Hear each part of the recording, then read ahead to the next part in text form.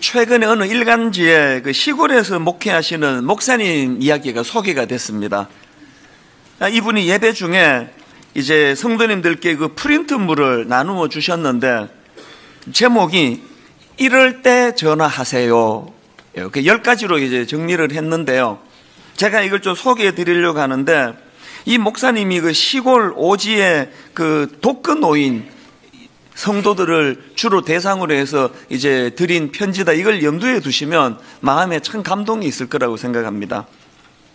이럴 때는 전화하세요. 첫째, 보일러가 고장나면 전화합니다. 둘째, 텔레비전이 안 나오면 전화합니다. 셋째, 냉장고 전기가 고장나면 전화합니다. 넷째, 휴대폰이나 집 전화가 안 되면 전화합니다. 다섯째, 무거운 것을 들거나 힘쓸 일이 있으면 전화합니다. 여섯째, 농번기에 일손을 못 구할 때 전화합니다. 일곱째, 마음이 슬프거나 괴로울 때 도움을 청합니다. 여덟째, 몸이 아프면 이것저것 생각 말고 바로 전화합니다. 아홉째, 갑자기 병원에 갈 일이 생겼을 때 전화합니다. 마지막 10번째가 참 재밌습니다. 경로당에서 고수톱 칠 때 짝이 안 맞으면 전화합니다. 여러분은 웃으셨지만 같은 목회자로서는 감동이 되더라고요. 심지어 경로원에서 우리 성도님들이 독거노인들이 그 고스톱을 자주 치고 있다. 이것까지 지금 파악을 하고 있는 거 아닙니까? 사실 여러분 우리나라 이 현실이라는 것이 시골 오지라 그러면은 막 젊은이들은 다 떠나고 그 농어촌 교회를 가끔씩 방문을 해보면 그 노인분들만 남아있는 게 농어촌 아닙니까? 숫자도 10명, 20명 그렇게 돼 있으면요 당연히 깔아앉게 되는 거 아닙니까? 그리고 그 목회자도 인간인데 그러다가 보면은 또 마음이 또 깔아앉고 좀 낙심이 되고 누구는 그냥 도시에 가서 저렇게 큰 교회를 하는데 나는 이건 맨날 시골에서 그 할아버지 할머니만 한 20명 모시고 있는 게 좀 너무 좀 마음이 상할 때가 있고 충분히 그럴 것 같지 않습니까? 그런데 이 목사님께서 하나님 앞에서 그 목회의 대상, 눈에 보이는 하나님이 자기에게 맡겨주신 그 목양 대상을 얼마나 분석을 하고 그냥 교회에 와서 일주일에 한번 예배 드려주는 이런 정도가 아니고 현장을 찾아다니면서 마음을 담고 뭐든지 고장나면 연락하라고 그렇게 예배 시간에 그 프린트물을 나누어주는 그 모습을 상상하니까 이게 참 마음에 도전이 되더라는 거예요. 제가 이 부활주일 설교를 준비하면서 오늘 본문을 묵상하다가 문득 그 시골교회 목사님 생각이 불쑥 떠오른 겁니다. 왜 또 올랐냐 하니까요, 지금 오늘 본문을 기록한 그 베드로의 모습하고 이 시골교회 목사님에게서 공통점이 있는 겁니다. 그 어떤 공통점이 있느냐 하면은 전통적으로 오늘 본문을 해석하기는요, 오늘 본문 베드로 전서가 기록되던 그 당시는 기독교에 대한 말로 다 할 수 없는 핍박이 이루어지던 시대라는 거예요. 그 당시 로마 황제였던 네로는 로마에 큰 불이 났을 때 정치적으로 위기를 모면하려고 기독교인들에게 그 누명을 씌워가지고 얼마나 많은 기독교인들이 그때 순교를 당했습니까?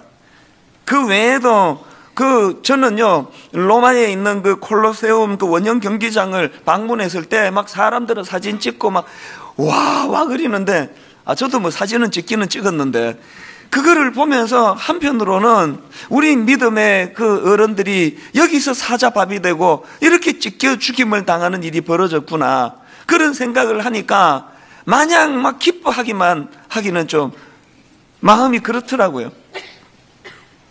자료에 보면은요, 얼마나 잔인하게 죽였는가 하면은 밧줄로 몸을 묶어가지고요, 높은 데서 이렇게 어린애들 고무줄 해가지고 장난치는 거 있지 않습니까? 크리스찬이라는 이유로 높은 데서 묶어가지고 툭툭 떨어뜨려가지고 그렇게 피가 뚝뚝뚝 흘러가지고 과다출혈로 죽게 만들고요.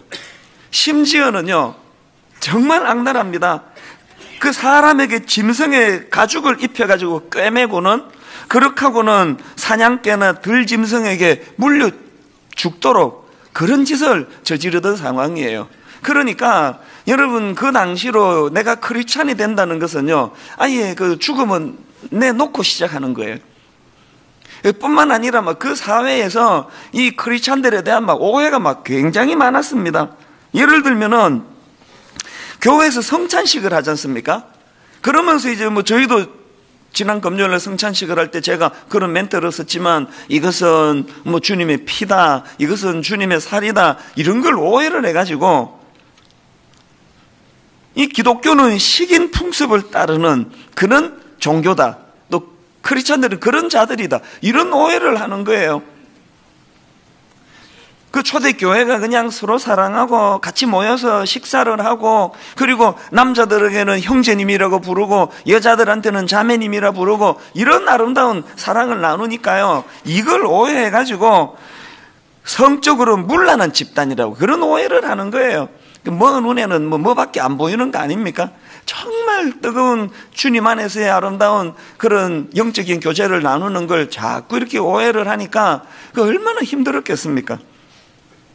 그러니까 내가 크리스찬이 된다는 것은 그런 수모와 조롱, 심지어는 죽음까지도 불사할 각오를 하지 않으면 예수 믿기가 어려운 거예요.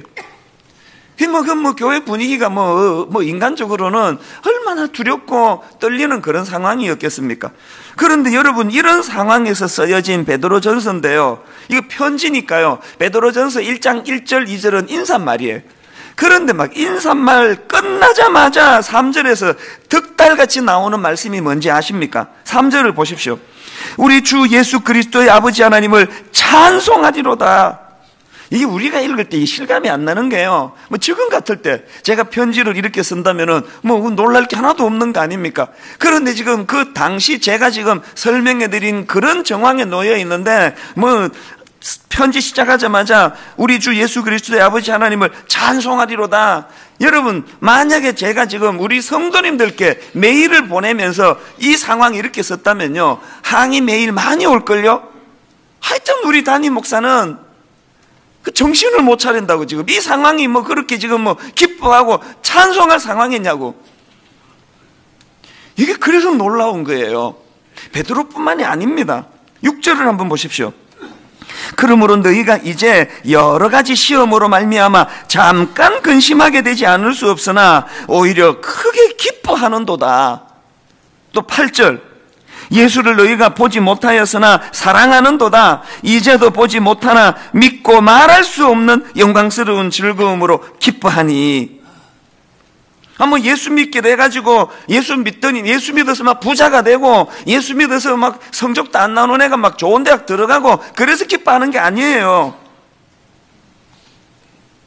믿음의 대상인 예수님은 사라지고 지금 눈에 안 보이고, 온통 보이는 것은 핍박밖에 없는 상황인데, 그런 상황에서도 믿고 말할 수 없는 영광스러운 즐거움으로 기뻐하니.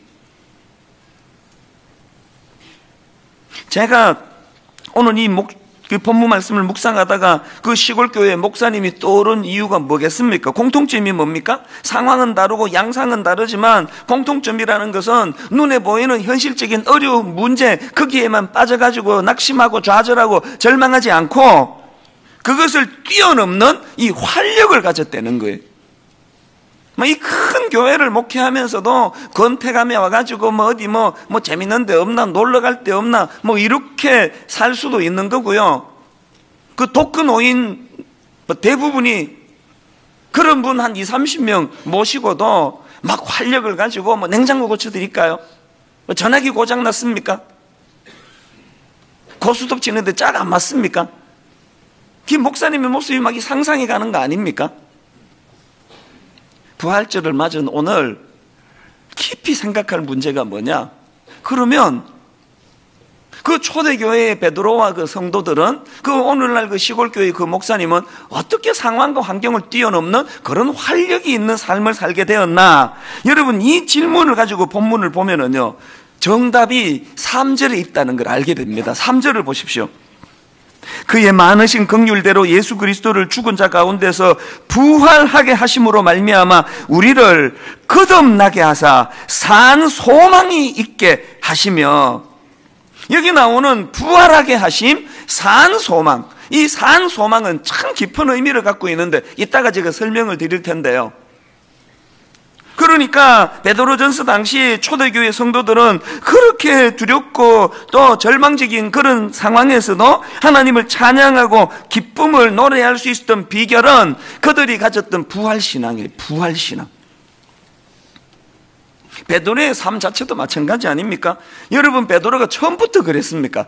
요한복음 21장에 보면은 세상에 예수님이 십자가 지시고 베드로가 얼마나 낙심을 했는지, 요한복음 21장 2절 3절을 보십시오. 시몬 베드로와 디두모라는 도마와 갈릴리 가나 사람 나다나엘과 세베대의 아들들과 또 그 다른 제자 둘이 함께 있더니 시몬 베드로가 나는 물고기 잡으러 가노라. 3년 동안 주님 따라다니는 거 다 그거 허사고 주님은 십자가에서 그냥 비참하게 죽으셨고 나는 옛날로 돌아갈란다. 송충이가 솔잎을 먹고 살아야지. 고기 잡아 연명하는 나 같은 주제에 뭘 내가 하겠다고. 그렇게 하고 옛날로 돌아갔습니다. 그런데 참 이게 엎친 데 겹친 격이라고요. 그렇게 이제 옛날로 돌아가서 이제 밤새 그물질을 하는데 여기 끝에 보세요. 그날 밤에 아무것도 잡지 못하였더니 이것도 아니고 저것도 아니에요. 이렇게 낙심과 좌절에 빠져있던 그 장본인이 베드로인데요. 아니 어떻게 베드로전서 1장에서 이런 활력이 넘치는 삶으로 바뀌었냐는 거예요. 베드로 인생에 뭔 일이 일어난 거예요. 베드로가 3절에서 고백한 것처럼 부활하신 예수님을 만났다는 거예요. 부활하신 예수님을 만나는 그것이 베드로의 낙심을, 베드로의 절망을 나는 옛날로 돌아가련다, 그 모든 가슴 아픈 것들을 단번에 역전시키는 능력이 됐다는 겁니다. 이게 부활신앙이라는 거예요. 최근에 제가 어느 교수님이 쓴 글을 봤더니요, 이제 이 교수님이 한국 교회가 이 부활신앙을 강조하지 않는 것이 참 유감이다, 이거를 이제 강조하시면서 이런 질문을 던지는 겁니다. 자, 글을 좀 읽어드리겠습니다. 유감, 부활절 홀대, 그리고는 그 다음에 40대 1 이렇게 써놨더라고요. 여러분, 이 숫자가 뭘 의미하는지 아십니까? 지금 부활절과 관련해가지고 유감을 표하면서 이 교수님이 40대 1 이렇게 써놓은 거예요. 그게 뭐냐 하니까요, 그 다음 한번 들어보세요. 40대 1, 이 숫자가 무엇을 의미할까요? 사순절과 부활절을 비교하는 숫자입니다.